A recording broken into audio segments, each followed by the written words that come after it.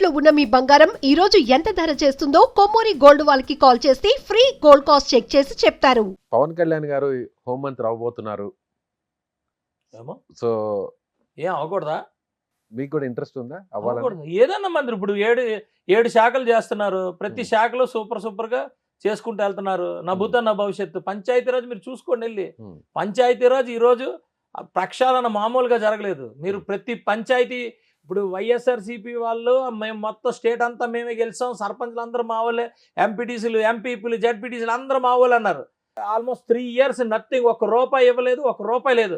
కానీ ఈయన వచ్చిన తర్వాత ఎన్ని సంస్కరణలు జరిగినాయి.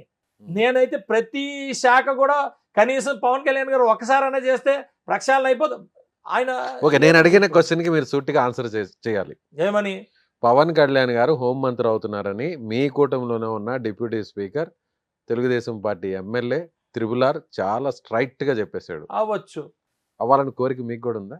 నాకు ముఖ్యమంత్రి అవ్వాలని కోరుకుంది, ప్రధానమంత్రి అవ్వాలని కోరుకుంది. ప్రధానమంత్రి వినండి పూర్తిగా అక్కడ ఆపేకండి. ప్రధానమంత్రి అరే ఆగండి సార్, మీరు ప్రపంచ దేశాలకి ఒక దిక్సూచి అవ్వాలని ఉంది. నేను ఇంకా చాలా ఆలోచిస్తున్నాను. అంటే ఇప్పుడు మోడీ గారి స్థానంలో పవన్ కళ్యాణ్ కూర్చోబెట్టారు. అలా కాదండి, మోడీ గారి స్థానంలో పవన్ కళ్యాణ్ గారు, మీరు ఇవన్నీ మాట్లాడకండి. మోడీ గారు వీఆర్ ఆల్ మొత్తం అందరం కూడా మీరే అన్నారు. మీ కన్విన్స్ అలా కాదు, మేము మోడీ గారి నాయకత్వంలో చాలా కన్విన్స్డ్ గా చాలా కంఫర్ట్ గా మేము ఉన్నాం. చంద్రబాబు నాయుడు గారి నాయకత్వం కూడా మేము చాలా కంఫర్ట్ గా కన్విన్స్డ్ గా ఉన్నాం. మీకు తెలుసా ఉంటది, నేను జనసేన తెలుగుదేశం కలకముందు చాలా డిబేట్లలో నేను చంద్రబాబు నాయుడు గారు ఆయన విధానం ఏంటి, ఆయన ఇదేంటి అనేది నేను చెప్పాను. మోడీ గారి విధానం కూడా నేను చెప్పాను. ఏమండి, ఇవన్నీ కూడా చెప్పాను. నేను అదే అన్నట్లా నాకు ఇష్టమైన నాయకుడు కాబట్టి ప్రపంచ దేశాల్లో ఈ రోజు యుద్ధాలు జరుగుతున్నాయి కదా, ఈ యుద్ధాలన్నీ కూడా ఆపగలిగే వ్యక్తి మా పవన్ కళ్యాణ్ గారు అనుకుంటాను. నేను ఆ స్టేజ్కి వెళ్ళాలని అనుకుంటాను. ప్రపంచ దేశాల్లో అత్యుత్తమైన ఒక లీడర్ అక్కడికి రావాలంటే అది భారతదేశం నుంచే రాగలరు. భారతదేశం నుంచి ఉన్న వాళ్ళు పీస్ ఇవ్వగలుగుతారు ప్రపంచానికి. ఇది నేను బాగా స్ట్రాంగ్ గా నమ్ముతాను. ఒక భారతీయుడు అనేవాడు, అందులో మా పవన్ కళ్యాణ్ గారు లాంటి వ్యక్తి 100% దానికి సూటబుల్ అంటాను నేను. ప్రధానమంత్రి కాదు, ప్రపంచ దేశాలనే ఆయన ఒక మంచి దీంట్లోని తీసుకెళ్ళగలిగే. ఇప్పుడు మోడీ గారు అలాగే కదా తీసుకెళ్తున్నారు. మోడీ గారు తీసుకెళ్తున్నారు కదా. మీకు అంటుంది ఏంటంటే మీరు కేవలం కాంట్రవర్సీ మాటలు లేకపోతే కాదు, మీ కూటమిలో ఉన్న ఎమ్మెల్యే డిప్యూటీ స్పీకర్ మీరు విజయ్ గారు అన్ని మాట్లాడకండి. ఆయనే చెప్పారు. అంటే పవన్ కళ్యాణ్ గారికి ఏమన్నా ఆలోచన ఉందా? మీ వైపు నుంచి సార్ వినండి, మా పార్టీకి అధ్యక్షుడు ఎవరు? పవన్ కళ్యాణ్. పవన్ కళ్యాణ్ గారు అవ్వమనే మేము కోరుకుంటాం. అది ఎమ్మెల్యేగా కోరుకుంటున్నారా, జనసేన పార్టీ నాయకుడిగా కోరుకుంటున్నారా? జనసేన పార్టీ నాయకుడిగా, ఎమ్మెల్యేగా, సుందర విజయ్ కుమార్ ఇండివిజువల్గా కూడా కోరుకునేది ఏంటి? మేము ఆ పార్టీలో ఎందుకున్నాం? మా నాయకుడిగా గుర్తించి కదా మేము ఉన్నాం. ఆయన ఒక నాయకుడిగా గుర్తించాం, మా నాయకుడిగా గుర్తించుకున్నాం, మా నాయకుడిగా మేము కన్విన్స్ అయ్యాం ఫుల్గా. ఆయన అవ్వాలని అనుకుంటారు, ఎవడైనా అలాగే అనుకుంటాడు. టీడీపీలో ఉన్న వాళ్ళందరూ చంద్రబాబు నాయుడు గారు, లోకేష్ గారు అవ్వాలని కోరుకుంటారు. బీజేపీలో ఉన్న వాళ్ళందరూ మోడీ గారు, ఇంకొక వ్యక్తి అవ్వాలని. పవన్ కళ్యాణ్ గారు అడిగితే హోంమంత్రి ఇవ్వడం అనేది పెద్ద విషయం కాదు, అసలు దాని గురించి డిస్కషన్ అవసరం లేదు. కానీ ఇప్పుడు ఎందుకు ఈ చర్చ? ఏముండదండి, ఇప్పుడు అడిగారు, నేను సమాధానం చెప్పాను. ఇప్పుడు ఎందుకు త్రిపులార్ అనే ఆయన నేరుగా ఆయన మాట్లాడారంటే నేను వెళ్ళిపోతాను, ఆయన పిల్లండి. మీరే అన్నారు కదా హోంమంత్రిగా అవ్వచ్చేమో అని అన్నారు. అంటే మీరు ఎలాగా కాదని ఎలాగంటారు? అంటే ఇప్పుడు ఎందుకు వస్తుంది చర్చ? నాకేం తెలుసు, మీరు కదా అడిగింది. అంటే ఇప్పుడున్న హోంమంత్రి సక్రమంగా పనిచేయడం లేదనే అభిప్రాయం మరి ఎందుకు వస్తుంది డిస్కషన్? మీరు అడిగారు, త్రిపులారే అన్నారు ఆ మాట. అడిగారండి, వారం రోజుల్లో అవబోతుంది, సో ఆయన్ని చూడాలనుకుంటున్నాం. త్రిపులాని అడగండి, దాని గురించి ఎక్కడైతే లేదైతే అరే అడగండి, త్రిపులాని అడగండి, త్రిపులాని అడగండి. లేదంటే మిమ్మల్ని మీరు తెచ్చి మీరేదో అలాగే ఓకే త్రిపులార్ గారిని అడుగుదాం. మరి జడా శ్రవణ్ గారు ఆయన కూడా ఒక మాట అంటున్నాడు, డిప్యూటీ సీఎం అవుతాను, తొందరలో నేనేంటో చూపిస్తాను అంటున్నాడు. అవునండి సార్, అందులో 4 అయ్యారు, ఇందులో ఒకరు ఉన్నారు. ఎవరికి నచ్చింది అలా అవుతారు. అవనియండి, తప్పే. ఎవరా 4? వైఎస్ఆర్సీపీలో 4 డిప్యూటీ సీఎంలు ఉండేవాళ్ళు. తెలుగుదేశం కూటమి, ఎన్డీఏ కూటమిలో ఒకరు ఉన్నారు. మీ నాయకుడు, మా నాయకుడు. అలా ఎవరు ఎప్పుడన్నా అవ్వచ్చండి, ఎవరు కాదని ఎవరన్నారు? ఒక ఛాయ్ వాళ్ళ ప్రధానమంత్రి 15 సంవత్సరాల నుంచి అక్కడ కూర్చొని ఈ దేశాన్ని గురించి ప్రపంచం మొత్తం ఈరోజు యాక్సెప్ట్ చేస్తున్నారు. ప్రపంచం మొత్తం అగ్రదేశమైన అమెరికా కన్నా అత్యంత విలువ ఎక్కువ ఉన్న ఎవరైనా వ్యక్తి ఉన్నాడంటే అతను మోడీ గారు. ఈ రోజు యుద్ధం జరుగుతుంటే కనీసం అంటే కనీసం మనకి కనీసం తెలియనికుండా మన లైఫ్ స్టైల్ మీద ఇంపాక్ట్ అవ్వకుండా చూసుకుంటుంటే దాన్ని లీడర్షిప్ అంటారు. దాన్ని ప్రకాష్ రాజ్ అనే వ్యక్తి లాంటి వాడు వచ్చి కామెంట్ చేస్తాడు. అతన్ని ఇష్టం వచ్చినట్టు మాట్లాడుతాను. మరి నువ్వు చేసివా, నువ్వెందుకు యాక్సెప్ట్ చేయలేకపోతున్నారు అందరూ కలిసి? మీరు ఒక మాట అన్నారు, జడా శ్రావణ్ గురించి మళ్ళీ వద్దాము, ప్రకాష్ రాజ్ దగ్గరికి వెళ్దాము.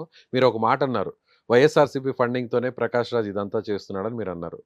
అలాగే మోడీ గారి గురించి కూడా ఆయన ఇలా ఎందుకు మాట్లాడుతున్నారంటే మీరు చెప్పుకొచ్చారు. మరి మోడీ గారు జగన్ గారు తెర వెనుక ఒకటే అని చాలా చెప్పారు, తెలిసింది కదా. మోడీ మీరే గారు మీ పార్టీ నాయకులే గతంలోనే.